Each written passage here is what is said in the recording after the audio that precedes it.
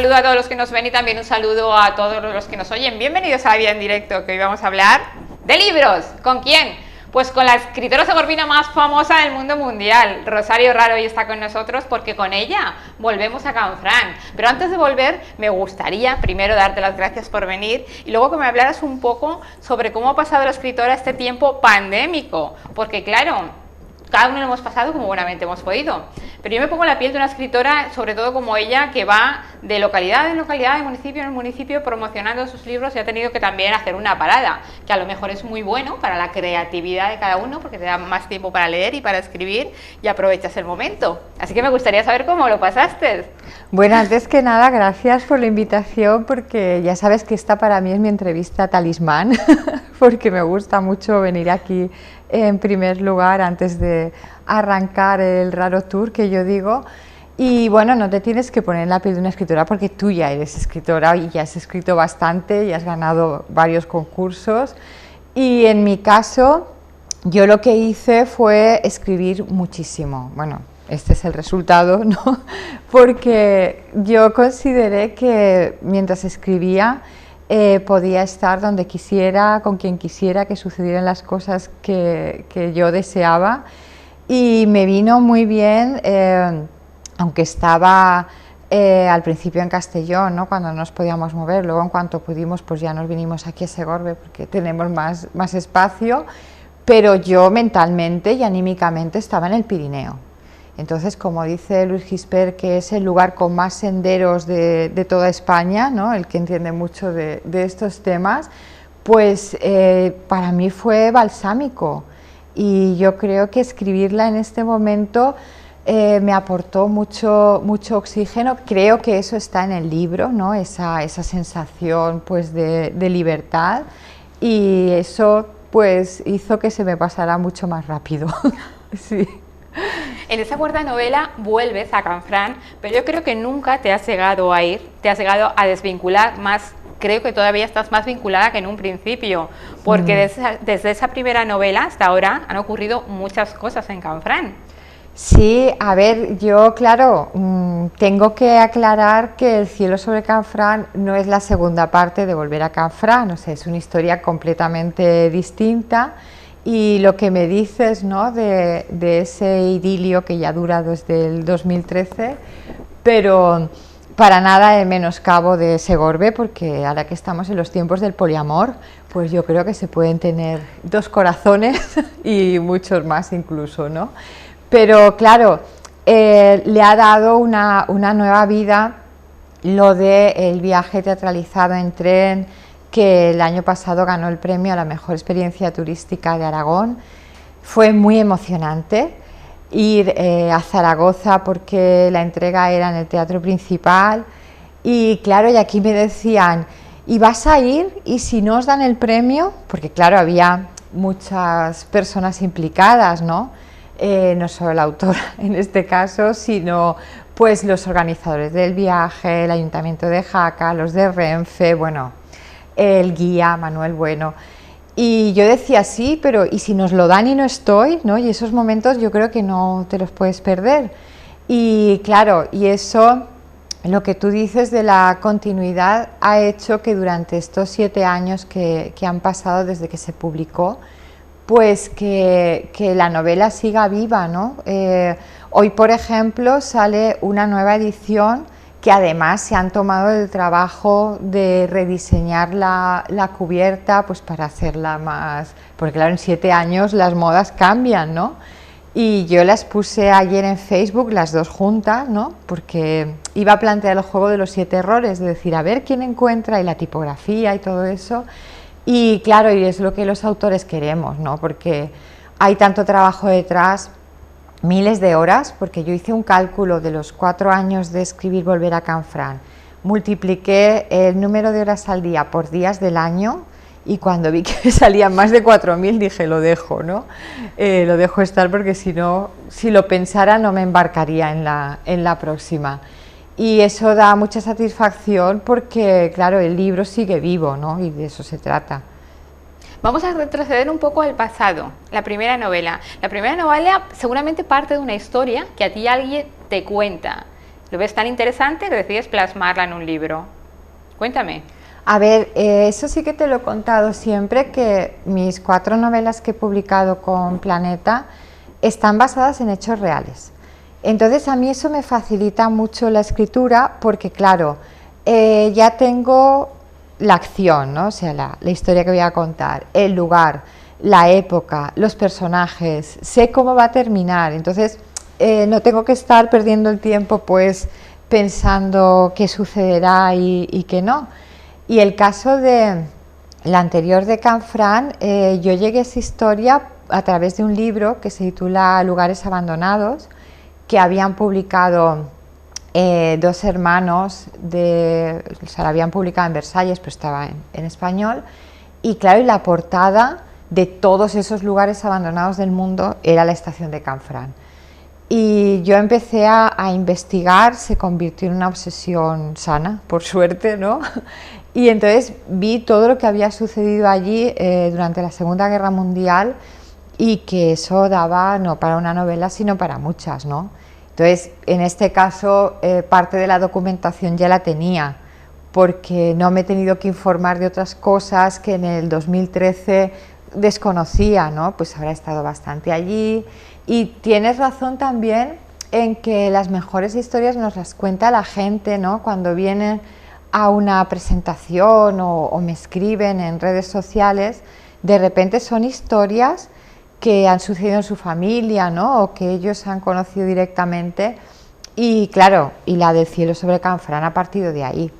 Se ha partido de todo lo que sucedió a partir del 24 de abril de 1944, que se quemó el pueblo entero prácticamente, ¿no? Hubo una serie de circunstancias infaustas, pues una especie de, bueno, prendió una yesca, ¿no? de un brasero, algo tan común, pero allí en lo que nosotros llamamos la porchá, pues guardaban mucha brea para impermeabilizar las casas, para aislarlas del frío, porque yo tengo que estar el sábado allí, he mirado el pronóstico y ayer hacía menos 14 grados de sensación térmica y la máxima eran -3. Entonces, claro, yo pensé, así a principios de abril ya estará mejor, pero no.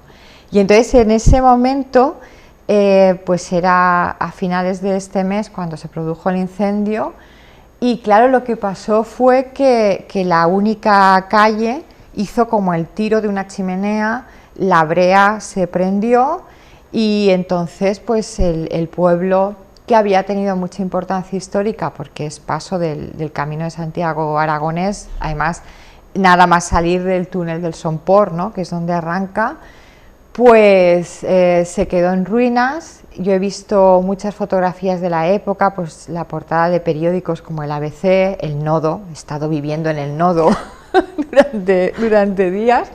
He encontrado alguno de Segorbe, que me ha gustado mucho y lo tengo guardado, también de 1944, que hablaba sobre todo el de Segorbe de regiones devastadas, ¿no? Cuando reconstruían después de los bombardeos que había habido, por ejemplo, la calle Valentín Galarza, que fue reconstruida, la de aquí. Y claro, y ahí en esta novela, este organismo que se llamó Regiones Devastadas también tuvo mucho peso, ¿no? Porque los devastados fueron los habitantes de allí, los expoliados. Y luego también he querido meter un personaje que es el delegado nacional de auxilio social, porque de donde parece que va a venir la ayuda, pues llega una nueva calamidad, ¿no? Entonces me interesaba ver todo ese espectro de personajes, de cómo éramos en los años 40, ¿no? Bueno, tú y yo no estábamos, pero algo nos ha venido de la generación anterior. Yo creo que no ha cambiado nada, por desgracia, ahora hablaremos de ello, pero sí que te atreves a visibilizar todas esas injusticias. Algunas hay que ser muy valientes para visibilizarlas y ponerlas en escrito, sobre todo el abuso de menores, la gente que aprovecha las desgracias ajenas para lucrarse más todavía. Entonces tú todo eso lo plasmas y tengo muy claro que haces un gran estudio de campo para que sea lo más real posible. Eso, por desgracia, sucedió y sucede. Sí, porque, claro, a ver, yo creo que todo el componente social ya es marca de la casa Raro, ¿no? Es como que no puedo escribir por escribir, es como que necesito que sirva para algo. Y si consigo, pues, concienciar, ya sería muy presuntuoso, pero reflexionar, ¿no? Al menos sobre esas circunstancias que tú decías, porque, claro, estamos hablando, en el caso de esta novela, de la Segunda Guerra Mundial, pero como me dijo una alumna el otro día, la guerra es un fenómeno transhistórico, es decir, siempre estamos en el mismo punto, ¿no? Y yo creo que eso pues habla también de que no evolucionamos como especie. No nos podemos llamar civilización porque estamos en el estadio de barbarie todavía, más tecnologizada. Pero yo que llevo 9 años leyendo sobre la guerra, desde volver a Canfranc, las cosas que están sucediendo son las mismas. Y ahora mismo podríamos hacer una crónica sobre qué está pasando en este momento en Kiev, y es que no nos equivocaríamos, porque siempre mueren los mismos, se desencadenan por circunstancias muy similares, las guerras, ¿no? por los intereses. Y claro, y la verdad es que es descorazonador, ¿no? Que en 2022 pues estemos en ese mismo punto. Y yo quería de alguna forma pues incluir una protesta, porque Franz Geist, bueno, el apellido quiere decir espíritu o fantasma, y eso tiene mucha explicación en la novela, o sea, no está, me han dicho que se pronuncia Geist, o sea que me esforzaré. Y claro, y yo lo que quería es que se planteara el absurdo, ¿no? de las guerras. Ayer escuchaba un programa sobre la tregua esta que hubo en la noche de Navidad, ¿no? En la Segunda Guerra Mundial. Decir, pero si es que se matan personas que no se conocen por intereses muy poderosos de quienes no están ahí, ¿no? A saber dónde están. Entonces, que me interesaba sobre todo poner esos elementos y, claro, y ver cómo esos personajes se comportan en determinadas circunstancias, ¿no? Sí. De todas las historias que te llegan en todo este tiempo de Canfranc, ¿por qué eliges esta? Porque me imagino que toda la gente que conoces, con toda la gente que te rodeas en el círculo Canfranc, te habrán contado tantas que ¿por qué te inclinas por unas sí y otras, me imagino que las dejas ahí en stand-by? A ver, en este caso a mí sí que me parecía que podía ser poderoso el dilema que se plantea entre Valentina, una chica de pueblo, ¿no? Como soy yo, y entonces que conoce al paracaidista alemán. Entonces que en ese caso ella está colaborando para la resistencia, yo tengo una vida menos heroica, y claro, y hay una atracción porque ella está haciendo determinadas cosas bajo mano, ¿no? y se encuentran, pero que por parte de ella es rayana en el morbo incluso, ¿no? Porque ella sabe lo que le pasaba a un traidor y en la cabeza tiene pues la expresión esa de traidora a la causa aliada, colaboradora con las fuerzas de ocupación, que no la deja vivir. Pero claro, yo también quería poner en primer plano, como lo han puesto en la portada, que el amor no se elige, ¿no? O sea, que lo de enamorarse de la persona que, entre comillas, menos nos conviene, porque eso habría que verlo, ¿no? Después, porque ya hemos visto los resultados de los matrimonios de conveniencia también, pues me resultaba un tema interesante de explorar, ¿no? Y toda la cuestión del amor, que cada persona que se enamora pues se cree que lo inventa, ¿no? Y que las cosas que dice las dice por primera vez y todo eso. Y entonces era también como para contrarrestar, ¿no? Y y ver cómo era Franz, que era una persona que se había visto arrastrado a la guerra. O sea, él dice en un momento de la novela que no entiende a los que se presentaban voluntarios, o sea, que él estaba allí porque no tenía más remedio. Un dato terrible es que en el último año de la guerra Alemania movilizó a los hombres entre 60 y 14 años, bueno, a los niños, porque para mí los de 14 años son niños, porque ya estaban quedándose sin reservas, ¿no? Y no sé, entonces son sucesos terribles. Ahora me acabo de cruzar con un camión de ayuda humanitaria a Ucrania, ¿no? Y dice, si yo escribiendo puedo aportar algo que mejore, ¿no? Pues nuestro día a día y nuestra forma de relacionarnos, pues ya me doy por satisfecha, ¿no? En un conflicto continuamente bélico, crispado, pues que yo creo que habría que subsanar, ¿no? Cuanto antes. ¿Y eres consciente lo actual que es tu novela por el conflicto que estamos hablando de Ucrania? Porque en Ucrania, la guerra actual, por desgracia, también hay parejas, unos que son rusos casados con ucranianos.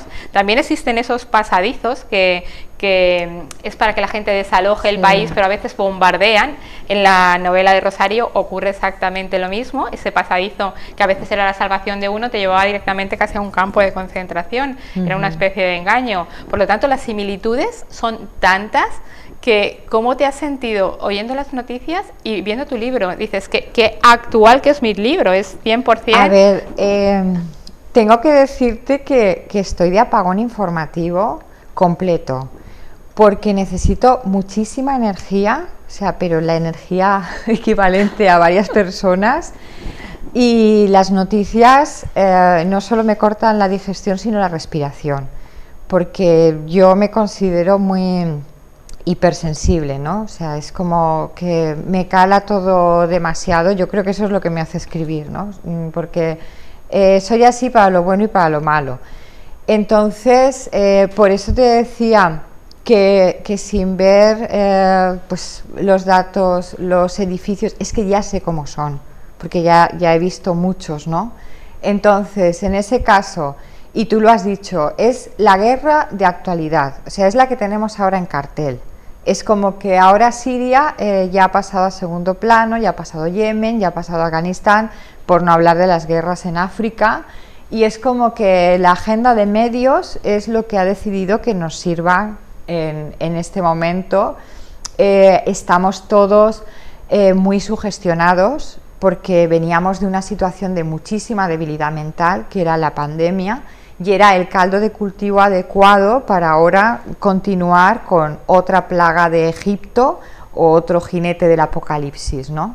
Entonces, yo creo que para estar entera, al menos estos meses me tengo que resguardar, y no es ninguna expresión inmodesta, perdón, pero es que la guerra me la sé de memoria.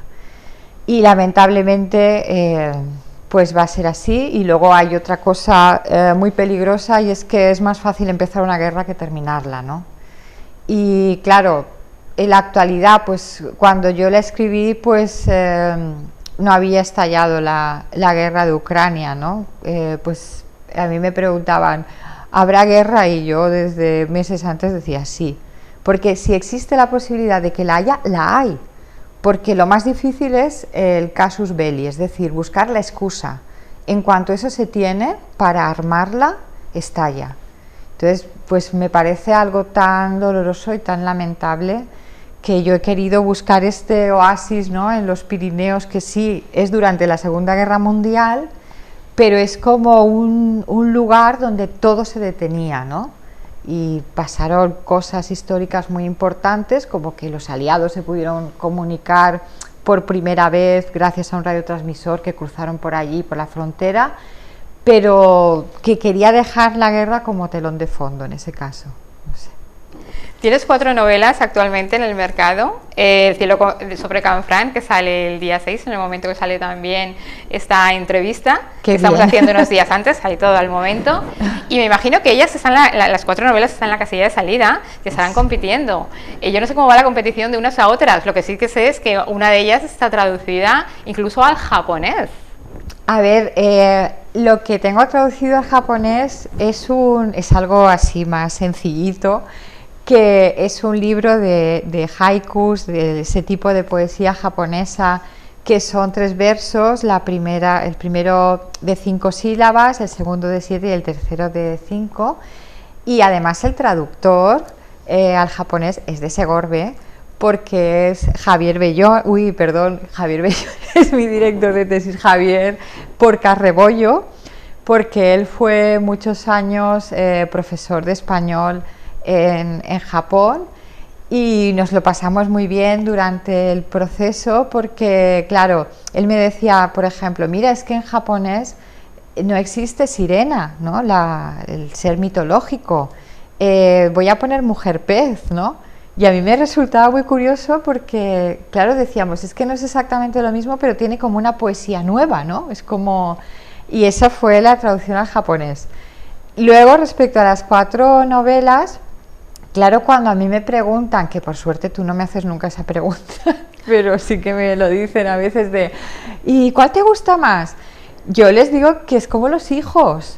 O sea, no sé, todos tenemos nuestras virtudes, nuestros defectos, y un libro pues lo escribimos a nuestra imagen y semejanza, ¿no? Y con eso a escala pues es como si sucediera lo mismo.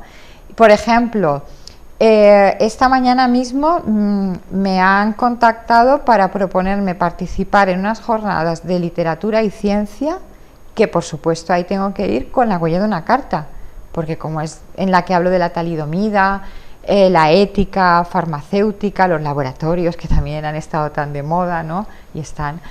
Y todas esas cuestiones de los afectados y todo lo que sucedió, bueno, tú esa te la leíste muy a fondo, además estuviste en los escenarios reales, ¿no? de la novela en Barcelona.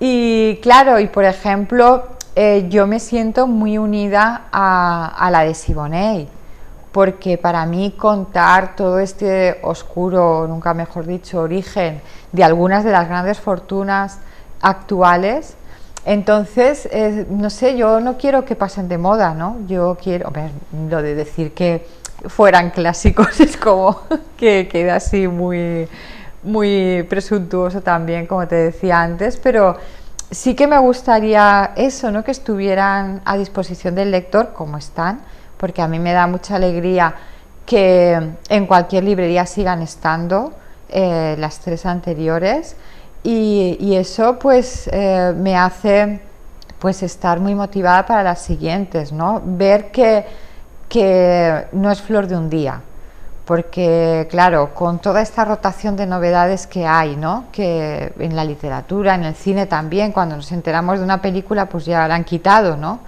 Y cosas así. Entonces, no sé, que se quede con los lectores y sobre todo que se la recomienden a otras personas, eso me parece que es la mejor señal, ¿no? Antes hemos hablado así un poquito por encima de que gracias a la primera novela hay una ruta teatralizada en Canfranc que ustedes no se pueden perder, pues porque durante todo el año se está realizando. A ver cuando tenemos tiempo y vamos los que no hemos ido, que me imagino que gracias a esta novela algo más se unirá a esa ruta, seguro, porque habrá nuevos escenarios, nuevas historias, y pienso que eso es muy de agradecer, porque gracias a ese libro se crea una serie de trabajos, una serie de empleos, algo tan bonito como es el turismo. Va ganando Turismo Canfranc, que ya de por sí me dicen que la estación es preciosa, pues mucho mejor. ¿Cómo recibiste la idea de crear la ruta? ¿Cómo se fue creando a lo que es actualmente, que ha ganado incluso ese premio? Pues mira, tan actual que precisamente este viernes día 8 se inaugura la temporada con un autobús que saldrá de aquí de Segorbe para quien se quiera apuntar, porque claro, a mí pues me apetecía estar acompañada por seres queridos, pero no quería que tuvieran que conducir. Y entonces la organizadora del viaje, Isabel Luzón, me dijo, pues ponemos un autobús y el domingo sale de Jaca de vuelta y sin problemas. Y ese momento, además yo me acuerdo, ¿no?, donde estaba cuando me llamaron para decirme que Renfe entraba en el proyecto y que querían poner en marcha esta ruta, pues igual que existe el Tren de la Fresa y tienen otras iniciativas turísticas, pues claro, yo lo recibí como un regalo, por lo que suponía para mi libro, porque ahora han hecho la ruta y el viaje teatralizado más de 1000 personas ya, ¿no? Entonces, claro, para mi libro eso es un escaparate inmenso. Y luego, por ejemplo, Manuel Bueno, que es el guía, es una persona muy especial. O sea, en esta novela aparece un guía porque tienen que ir en un momento determinado a Livón de Ib, que es un lago, ¿no?, que está arriba de una de las montañas cercanas a Canfranc, y claro, el guía es él. Y es la descripción y pues el hombre para el que el monte es como un órgano más de su cuerpo, que le da la felicidad y todo eso, porque sin la gente que está en torno a este proyecto, yo creo que no sería lo mismo, porque le han puesto mucha alma, ¿no? Y claro, y para mí es muy emocionante, o sea, imagínate ver a los personajes como te veo a ti ahora, ¿no? Entonces, yo el día 9, el domingo, haré la ruta con ellos en el tren y luego por los escenarios de la novela y todo eso. Y luego también, ¿no? O sea, por una parte con el tema turístico, es decir, bueno, pues si yo puedo contribuir, ¿no?, a, no sé, las zonas, porque claro, no voy a escribir siempre sobre Canfranc, también quiero escribir sobre otros lugares a los que tengo mucho cariño. Y claro, pero luego también en la faceta literaria, detrás de este libro hay perfectamente 30 personas trabajando por él, ¿no? Entonces, a mí me resulta muy emocionante eso, ¿no? Ver a tanta gente aunando esfuerzos para que todo salga bien, y sobre todo ver que sí, yo soy la autora, pero yo soy una pieza más, porque tiene mucha importancia el diseño, tiene muchísima importancia pues que a ver si hoy que empiezo prácticamente ya la promoción en Madrid, desde donde ya me iré de momento al norte de Aragón, pero claro, que ver que para que todo eso salga bien somos un engranaje de muchísimas personas, ¿no? Yo siempre digo que el autor que se crea que un libro es solo suyo está perdido en su egolatría, ¿no? Porque hay que contar con los otros también. Sí. Cuando se escribe un libro, como hemos comentado antes, se hace un estudio de mercado impresionante. Incluso hay algunas autoras que cuando yo me sorprendo cuando termino de leer el libro, los agradecimientos. Aquí les dan los agradecimientos y hay veces que los agradecimientos son varias páginas de los lugares que han visitado, de la gente que han hablado, y ahí ves el trabajazo real que lleva el escribir un libro. Sí, a ver, yo siempre digo que para mí el capítulo agradecimientos es el más importante de la novela, porque sin él no existiría todo lo demás. Y luego, cuando yo leo un libro, me gusta mucho leer los agradecimientos. Por mucho que me haya gustado, si se acaba en el punto final, es como que giro la página y digo, bueno, y ya no hay nada más, ¿no? Y me gusta mucho, ¿no?, que me cuenten sobre el proceso, cómo ha sido y todo eso.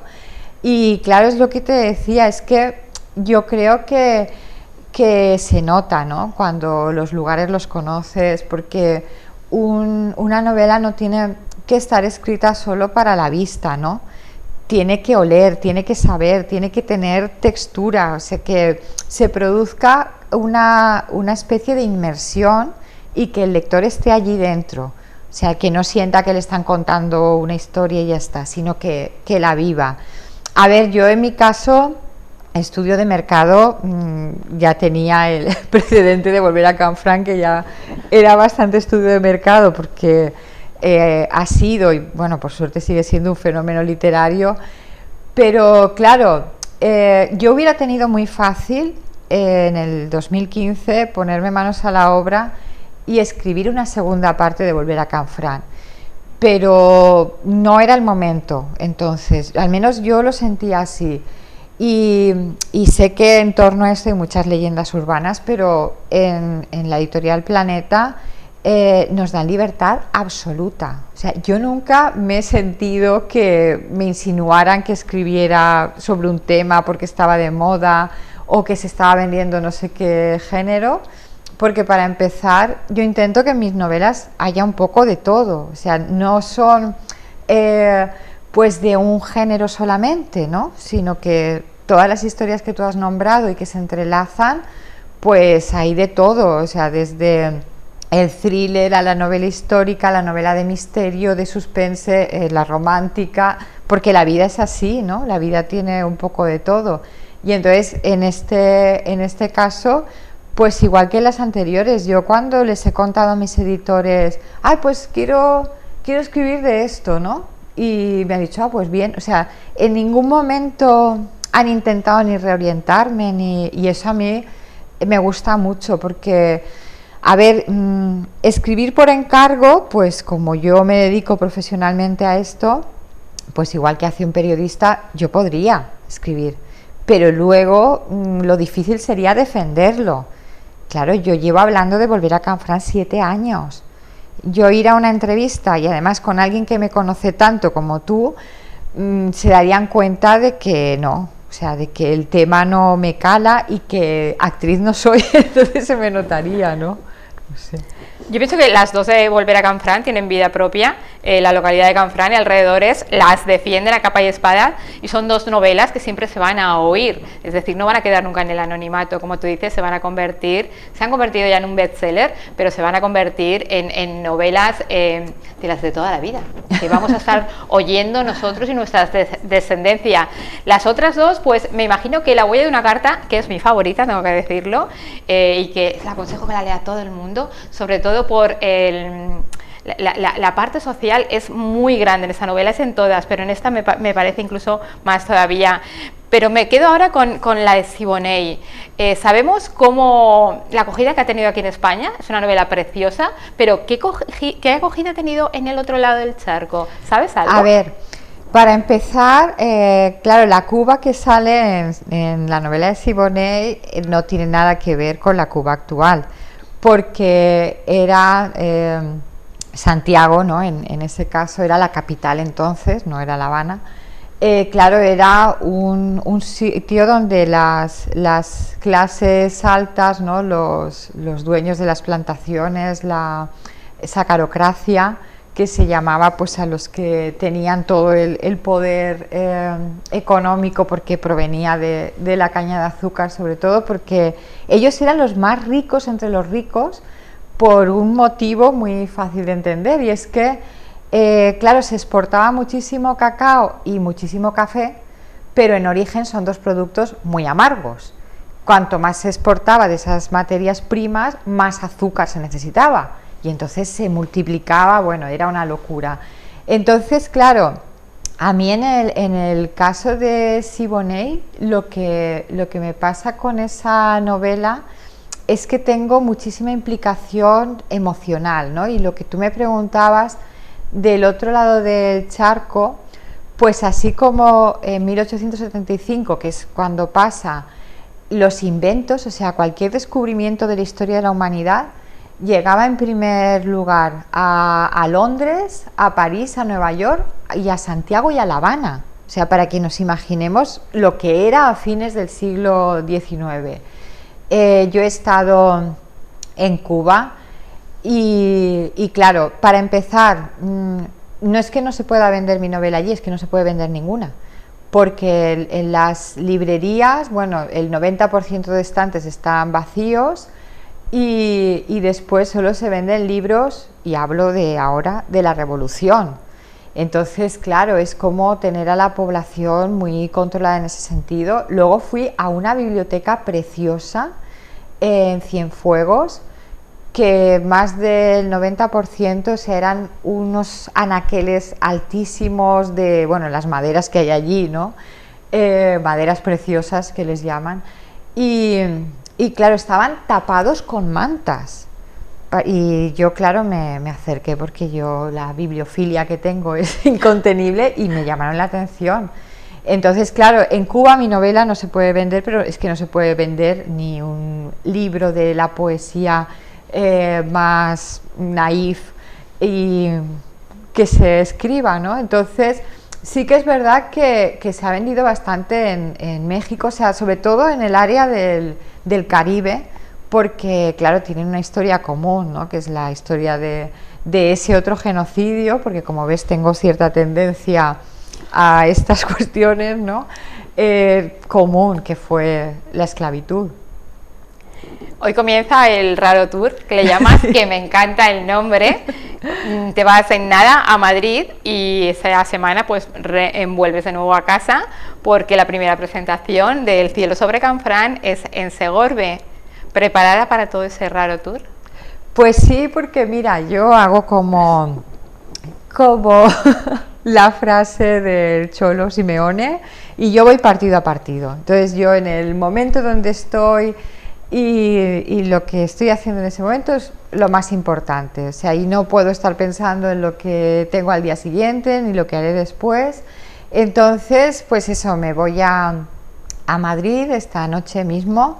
Además voy a estar en mi hotel preferido, que es el Hotel de las Letras, que me gusta mucho porque está en la Gran Vía, lleno de frases, ¿no?, de Cortázar, y es como un hotel literario. Y entonces pues allí arrancaré mañana la promoción, pues con la grabación de programas de radio y televisión. O sea, espero que no me aborrezcáis porque me vais a tener por todas partes, y esta entrevista se puede ver muchas veces. O sea, sí, nos manden los comentarios y todo eso. Y claro, entonces el viernes será la presentación en el Teatro Serrano a las 7:30. La presentadora, me consta que es una lectora voraz, porque, claro, la editorial le tuvo que enviar la novela con muchísima antelación para que la tuviera leída para este viernes 8. Y claro, y me mandó una fotografía y me dijo: mira lo que me ha llegado. El mensaje del día siguiente decía: voy por la página 464.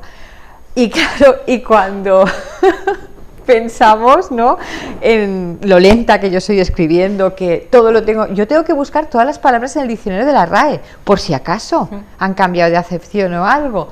Y claro, pero luego piensas, eso es lo mejor que puede pasar, ¿no? Porque que alguien coja el libro, le enganche, no lo pueda soltar, si está trabajando, está pensando en lo que sucede, que esté deseando llegar a casa para cogerlo, y todo lo que proponemos desde un libro, ¿no? Porque es compañía, o sea, es como estar con alguien, aunque sea en este formato, ¿no?, tan rectangular, y luego que a esa persona le estamos dando evasión, le estamos dando una forma de llenar su tiempo libre, pero que a la vez está aprendiendo sobre sucesos que sucedieron.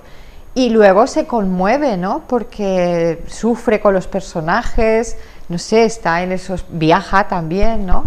Entonces yo creo que claro, es que iba a decir por lo que cuesta, pero es que no es lo que vale un libro.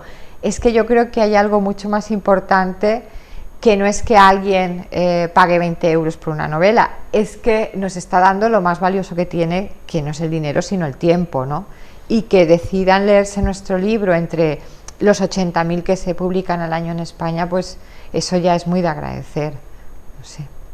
Bueno, pues te agradecemos a ti, queremos terminar agradeciéndote a ti tu presencia en esta cadena de televisión nuevamente, y te deseamos todos los éxitos del mundo, pero es que yo no sé si yo te los deseo porque eres mi amiga, pero sé que los vas a tener, pues como siempre digo, porque son éxitos que se han trabajado desde hace mucho tiempo, día a día, que las cosas a veces, pues sí, la suerte acompaña, pero la suerte si no es con trabajo es muy difícil. Claro, es que si pensamos en todo el esfuerzo, porque cuando a mí alguien me dice qué suerte has tenido, ¿no?, de que te publicara Planeta, claro, te quedas así porque agradeces, ¿no?, la intención de esas palabras, pero si después piensas todo el trabajo retroactivamente que hay, ¿no?, dices, bueno, que también, ¿no?, hemos picado mucha piedra en ese sentido. Y claro, lo que pasa que da mucho vértigo, ¿no? Es una situación, la de estos momentos, que es euforia y entusiasmo mezclada con nervios. Y claro, ver que en mi agencia, que es la agencia Balcells, ya le han puesto la estrella de bestseller, digo, bueno, primero tendré que vender alguno, ¿no? Pero claro, ver que ya lo dan por hecho, que va a ser como los anteriores y va a generar tanto entusiasmo, a mí me supone una responsabilidad grandísima, pues por lo que me preguntabas antes de la cantidad de personas que hay implicadas detrás, ¿no? En lo literario, en lo turístico y en lo humano, sobre todo, ¿no? Pero bueno, con tus buenos deseos seguro que sumamos mucho. Lo dijimos en la primera novela cuando estuvimos aquí, ya dijimos que le íbamos a poner una B de bestseller, ya está también, obviamente, pero es que se lo gana, se lo trabaja, se lo curra, que se dice aquí. Así que de nuevo, muchas gracias.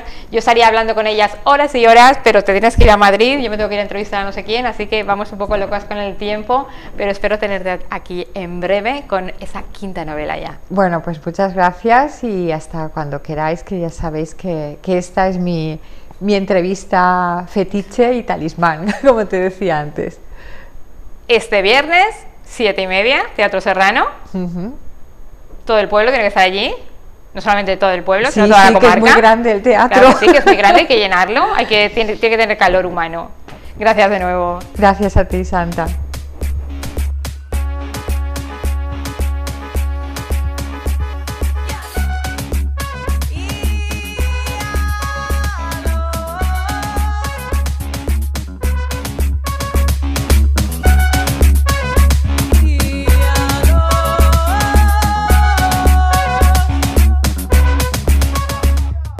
When you study the history